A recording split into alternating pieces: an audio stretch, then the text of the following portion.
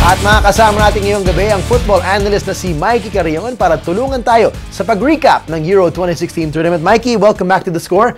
Long time no see. Good to see you again. Well, thanks for having me. It was a long, almost month and a half of exciting football para sa mga fans out there. Nabigyan sila ng opportunity ng ABS-CBN Sports, of course, and ABS-CBN Sports and Action HE to see all these wonderful games. Pero now that it's all over, said and done, before we talk about the finals, let's talk about the tournament as a whole. Ano makita mo nga na mga na trends na maganda, na nagbago, that kumbaga you can say defined the Euros this time around? Well, as an actual fan, no, TJ, I think maganda yung pinakita ng Euro. Okay. As a fan, you know, we had, like you said, one whole month of football, sometimes 3 games in a day. Yep. So it was really good for the fans to get to watch the games, no. But then if you look at the overall tournament, I don't think it was the best tournament. You know, we didn't see much really good football out there from a lot of the teams. There were some highlights, of course. I'll never forget the Messi top corner. You know, that was right on target in the free kick. And then, but then those moments were siguro lacking. No? So, some of the fans wanted more of those magical moments. Yes, because pag nakita natin yung mga games, no, TG, I don't think we're gonna remember 1 or 2 games na in a few weeks or a few months, you want to sit down and go back and maybe watch this game. But katulad ng sinabi mo nga, there were moments, no, maybe 30 minutes in this game, another 30 minutes in that game that, you know, were really great, no, and great to see, no. But overall, there wasn't that really solid game na maganda talaga. Ano kayo nangyari? Let's try to break this down. There are some analysts, some critics saying that there might be some reasons. Like one, defenses were probably tougher, more physical, more focused, you know, more teams just focus more on defense rather than on attacking? Well, like we were talking about earlier, no, I think ang nangyari dito sa Euro was a lot of teams didn't want to commit, no, in pushing forward in attack. They didn't want to take a lot of risks, no, not to commit a mistake in the back end. Dahil nga dun sa they're pushing forward, you know, they might commit a mistake and they get scored on. So I think that was a problem in this Euro, that a lot of teams didn't want to commit in pushing forward, and so they really concentrated on playing really strong defense. And you think that contributed to the low scores? I mean, yung average, nakita nga natin kanina, we're talking about it na parang 1.92 goals only, 1.9 goals only per match. In the past, it'd be 2.5 goals in average. Yes. Above I think it was that, like we said, no, the strong defense and yung ayaw masyado mag-attack, mag-offense ng maraming teams. They were happy with, you know, getting a goal and sitting back and winning the game with 1-0. Okay. Well, amidst all that, we had some great moments, great breakout teams, let's put it that way. Wales, Iceland. Talk about some of these teams that were not expected to do well and yet really proved their worth in the Euros this year. I think you mentioned the 2 teams, you know, that reached the furthest, which was Iceland and Wales. Yep. You know, Wales, they had Gareth Bale. I think he had one of the best players in this tournament. Gareth Bale, he brought his team all the way, you know, to make it, I think, to the quarterfinals. No, and then they got beaten by the champions, by Portugal. And then itong Iceland, who they beat England, you know, that surprising scoreline against them. They started the game, first 5 minutes, England scored against them, and they came back and they beat England. So I think those were the 2 teams that really surprised everybody in this tournament. I remember we were talking a bit as well, yung trend ng football na since 2008 when Spain won, in 2010, yung tiki-taka style, no, na beautiful passing, beautiful playmaking, parang naiba.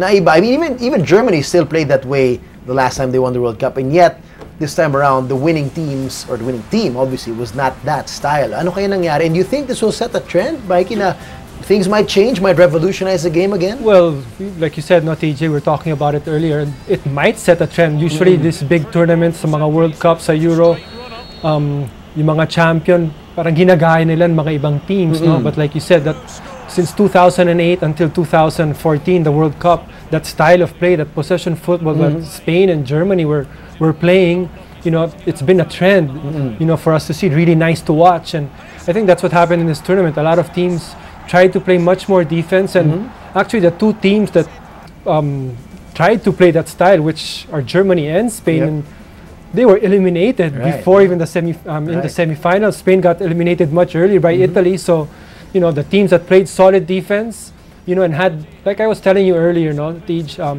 it was more of, we saw much more muscle Wala na yung finesse? Yes. Or na-overpower ng muscle yung finesse? I think that's what happened. No, you know, in football, like they say, it's easier to destroy than to create football. So I think we saw a lot of teams trying to destroy the offense and meron of bang the other teams. May kinalaman ba, may factor ba dito ang officiating? Because of course, there's a limit of being physical. There's a limit of being overpowering physically.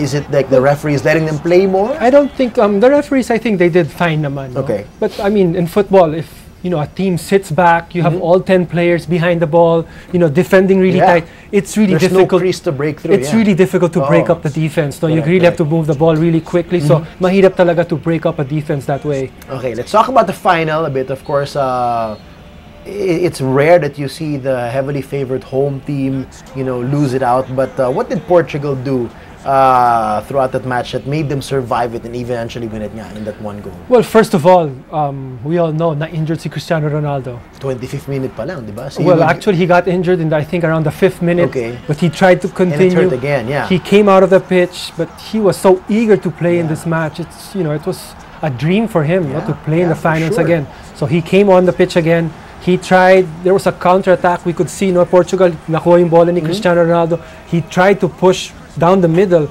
but he was limping.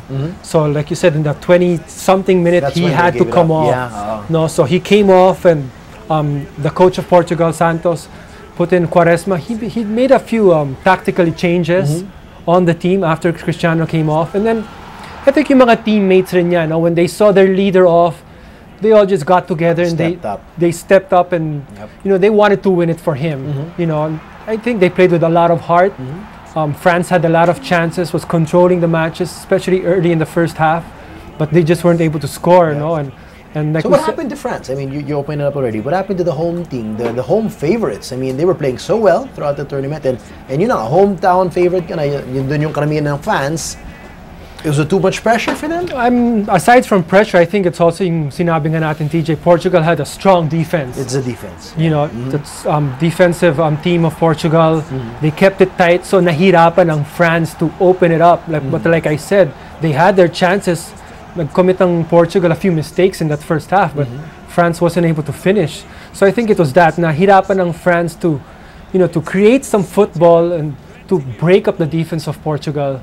Yeah, well, we hear that a lot of times, that there are good teams that bring the ball all the way up, but it's the finishing, the final third, na talagang, well, sometimes it happens. But you have to create more of those chances. You have to, and if you look at the French team, no, TJ, it's a lot of the players of France, they come from the African descent. So, like I was saying earlier, a lot of muscle in that French team, except for their forward who finished the top scorer of the tournament, Griezmann, finished with 6 goals. So I think he was the only player there with, you know, who brought something different to this French team, no? Because if you look at the midfield, you had Pogba, Sissoko, Matuidi, Kante. They were very physical players, no, but not that technical with the ball. So do you see something, you know, happening for France? They could shake things up with the lineup and change some things going ahead in the future? Well, I think they can. I think it all came down to their coach, Deschamps. I think if we look at the finals, he made some changes, especially with Pogba. Pogba was playing much more offensive role in the team, but in the finals, he made Pogba play in a defensive midfield role. So I think, yun nga, medyo natakot rin si Deschamps. He didn't want to take those risks, no? So I think that was a problem with France. All right. Well, we know walang direct implication ng World Cup, ang Euros, but of course it might give us an idea, although wala yung Americas and the other teams. But what can we see? You know, what forecast can we see from what happened in 2016 in the Euros that we might see that take effect in the World Cup? Well, I think what we might see, no, TJ, is these teams na nobody were expecting na they can step up when it comes to these tournaments. And they can qualify. Yes, exactly. You know, like the Wales, the Iceland, and there might be a few more teams out there in Europe na, you know, come 2018 for the World Cup, you know, they might surprise these other teams as well, and we might see them in the World Cup for the first time. All right. Well, abangan natin yan. So we've got, you know, a lot of replays to enjoy, of course, on ABS-CBN Sports in Action and ABS-CBN Sports in Action HD for Euro 2016. Mikey, maraming salamat. We'll see you again soon. Thanks so much. Thank you. For more sports updates, keep watching The Score. And don't forget to subscribe.